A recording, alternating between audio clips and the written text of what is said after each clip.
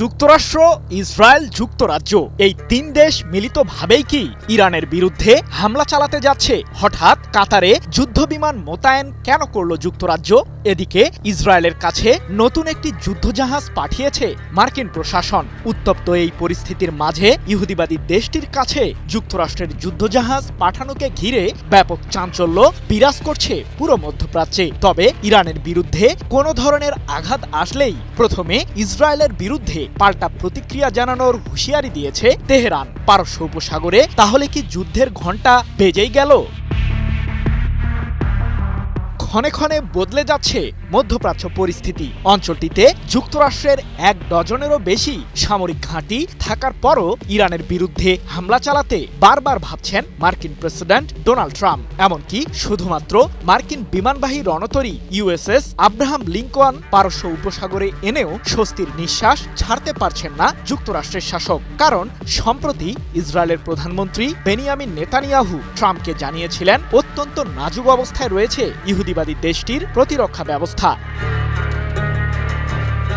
কিন্তু বন্ধুকে সাহায্য পাঠাতে একটুকুও গড়িমসি করলেন না ট্রাম্প। তাহলে কি ইসরায়েলকে শক্তিশালী করার পরই ইরানের বিরুদ্ধে যুদ্ধের সিদ্ধান্ত নেবেন মার্কিন প্রেসিডেন্ট?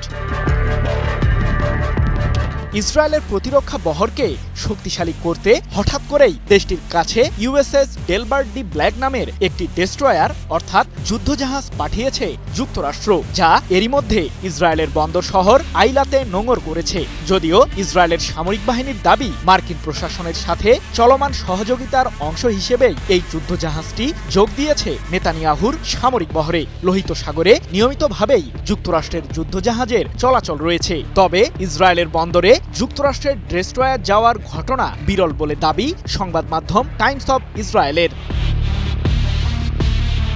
অন্যদিকে মধ্যপ্রাচ্যে যুক্তরাষ্ট্রের সামরিক শক্তি বৃদ্ধি পেলেও বিষয়টিকে খুব একটা আমলে নিচ্ছে না ইরান। যদিও ইরানের সর্বোচ্চ ধর্মীয় নেতা আয়াতুল্লাহ আলী খামেনির জ্যেষ্ঠ উপদেষ্টা আলী শামখানি বলেছেন, ইরানের বিরুদ্ধে যুক্তরাষ্ট্রের কোনো ধরনের সামরিক পদক্ষেপকে পূর্ণাঙ্গ যুদ্ধ হিসেবেই বিবেচনা করব আমরা।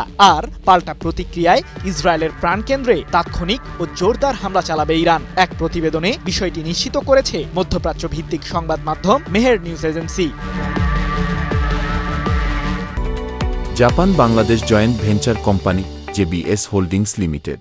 তবে প্রশ্ন থেকেই যায়, কাতারের সামরিক ঘাঁটিতে কি করছে যুক্তরাজ্যের যুদ্ধবিমান? ইসরায়েল ও যুক্তরাষ্ট্রের সাথে ইরানের সামরিক উত্তেজনা বৃদ্ধির পরপরই পারস্য উপসাগরীয় মিত্রদের সাহায্যে এগিয়ে এসেছে যুক্তরাজ্যও। কারণ সম্প্রতি উপসাগরীয় বেশ কয়েকটি দেশে থাকা মার্কিন সামরিক ঘাঁটিগুলোতে মিসাইল হামলা চালানোর হুমকি দিয়েছে ইরান, যার কারণে কাতারের একটি সামরিক ঘাঁটিতে RAF টাইফুন মডেলের যুদ্ধবিমান মোতায়েন করেছে যুক্তরাজ্য। ৩০ জানুয়ারি এক প্রতিবেদনে বিষয়টি নিশ্চিত করেছে সংবাদ মাধ্যম ইরান ইন্টারন্যাশনাল।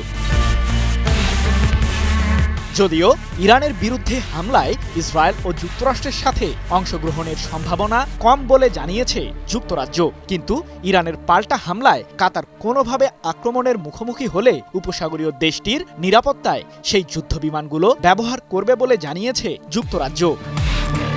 সৃজন মাহমুদ, নিউজ 24।